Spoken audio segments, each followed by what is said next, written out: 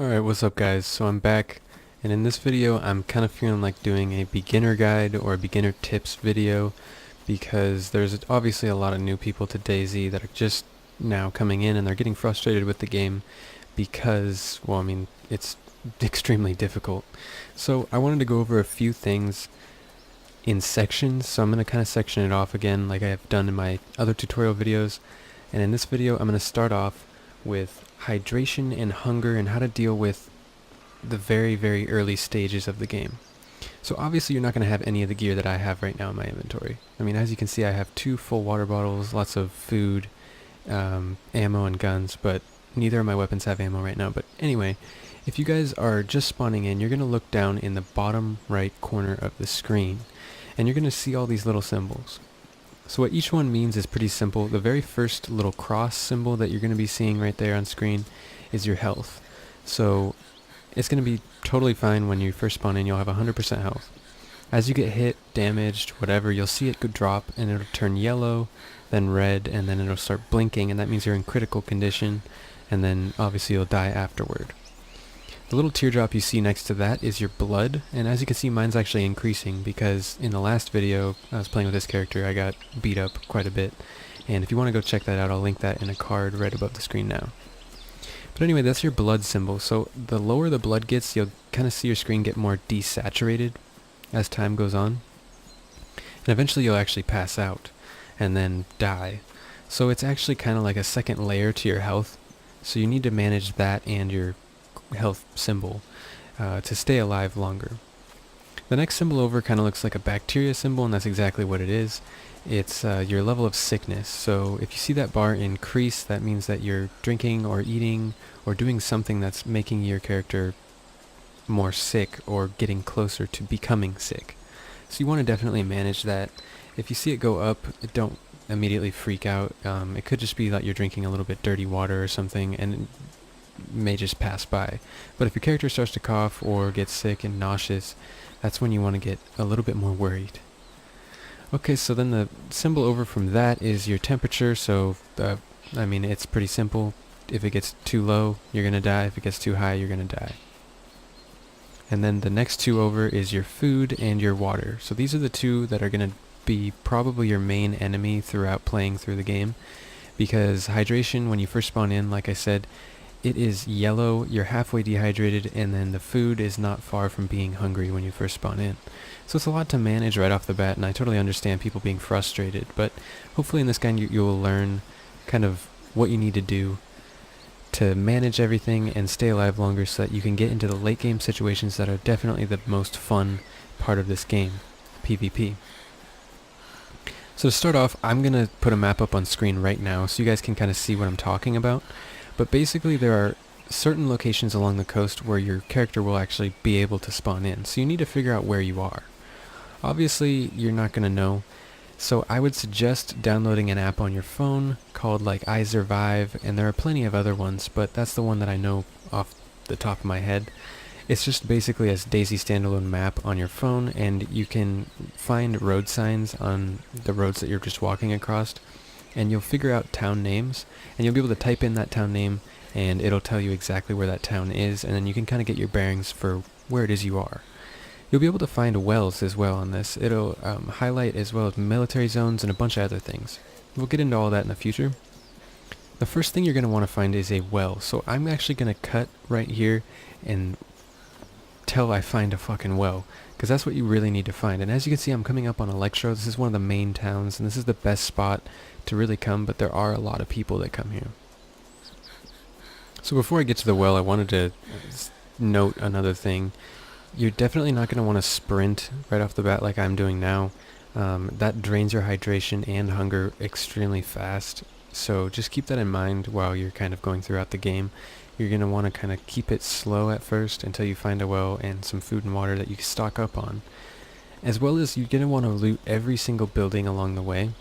If you're not next to a well, don't worry. I mean, you can find water bottles, sodas, and a bunch of other things in buildings. And right off the bat, I mean, it doesn't really matter what buildings you're looting, just try to come up with anything. Get better clothes, more inventory slots, potentially a gun and ammo, a melee weapon, some kind of bladed item you're going to want to keep so that you can open cans. in the future once you find food. So definitely find food, water, backpack, whatever else. Just put together anything you can and try to get to either Baronzino or Electro. And on the map on screen right now, I'll kind of highlight where those two towns are, as well as finding each is pretty easy. So if you want to get to Baronzino, typically you're going to put the water on your right shoulder, and if you want to find Electro, you're going to put the water on your left shoulder and then follow the coast all the way down that way. That's not necessarily true depending on where you do spawn. Like, you could spawn in Electro or in Baronzino already, as well as you can spawn above Baronzino, but for the most part that's the way to find the town. If you also want to see a loot run... Buddy. Just letting you know that there's a guy with an M4 rolling down the coast. He just killed me up at $3, so take it easy. Alright, thanks man. Fucking rude. Immediately interrupts me. Anyway, you're going to want to keep your eyes open for people like this. I'm being a little bit careless while I'm talking, because people are going to definitely be your main threat in this game. Zombies aren't that bad. You can really deal with them pretty easily just by like shutting a door they can't get through. You know, it's just pretty easy. But these people right here are going to be your main threat. Okay, so there's actually a well right up ahead. I'm going to get to that so I can show you guys what they look like. And really you're just going to keep tapping F or X depending on what platform you're playing the game on. And you'll keep sipping and drinking until you get your water up to where you want it to be. Just don't drink too much or else your character may throw up and then cause a lot more problems for you. Anyway, like I was saying, here's the well. This is what they look like. Sometimes they do spawn things around them. But you're just going to want to sit here and take sips. And if you do happen to have a water bottle that's empty, you can fill them by just taking it into your hands. And this is all clean water, so you don't have to worry about getting sick from it. Another thing is that I was saying before I got interrupted, if you guys want to see a full loot run, I have a video and I'll link that in a card right here as well. You guys can go check that out. It's how to get kitted in 45 minutes or less, and that's a pretty good loot run to take. It's good for beginners to see how to get up north and not be scared of getting lost. It's definitely scary, and the end goal is the Northwest Airfield, which is one of the bigger military bases in the game. Alright, so I'm just going to show you how easy it is to avoid these zombies, even though they don't have stamina and you do.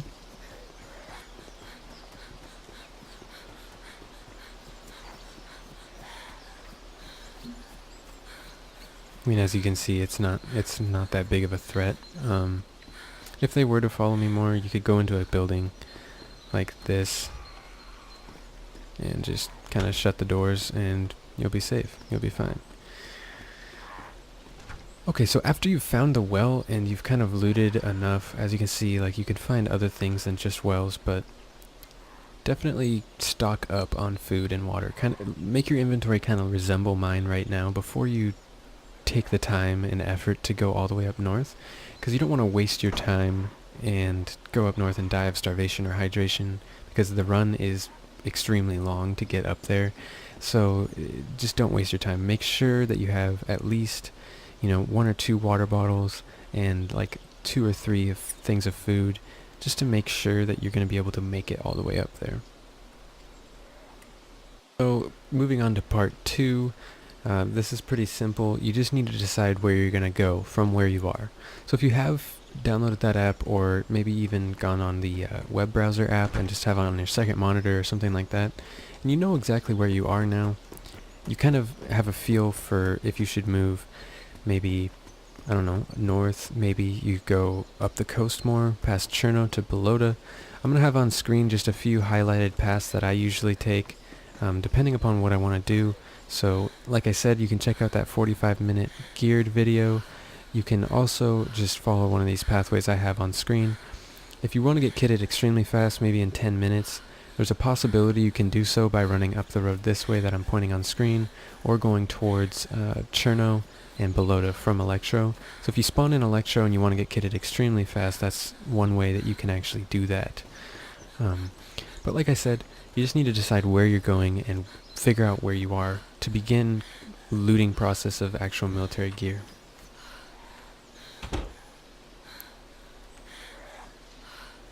This is another thing to keep in mind.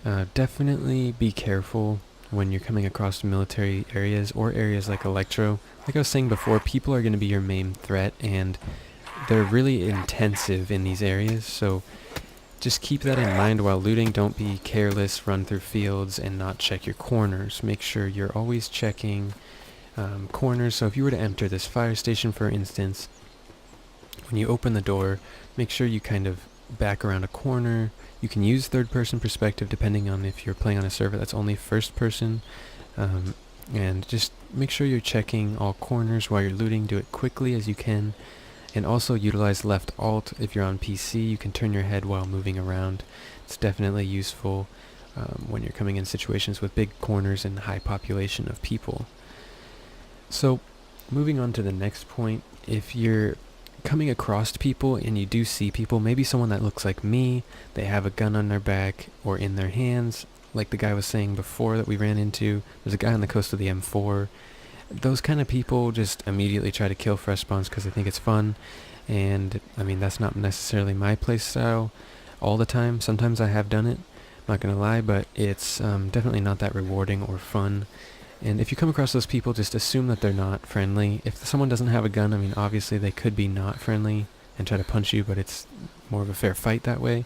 So you can be more friendly to those people, but if someone has a gun, just immediately assume they're going to shoot you if they see you. So just avoid people as best as you can. In my experience, more than 90% of the people you come across are just gonna end up being hostile, and that's just kind of how the game is now. Okay, so moving on to actually the third and final bullet point. This video is going to be a bit shorter because I already have a lot of videos doing tutorials and stuff that you can kind of check out through watching this video. Like my PvP tips and tricks video, you can go check that out if you want to get better at PvP. There are a lot of videos I have. There's learning controls for Xbox, so if you're playing on Xbox, I have an entire video highlighting all the controls and things that you need to learn before playing the game. So definitely go check out the playlist I have in the description or whatever. I'll have it probably linked on screen and at the end of the video as well. So the first point that I'm going to go across is just basically deciding who you're going to be while playing DayZ. So are you going to be a bandit? Are you going to be a hero? What are you going to do? Are you going to be neutral? Are you going to kind of try to stick to yourself? What are you going to do? Are you going to be a Frankie?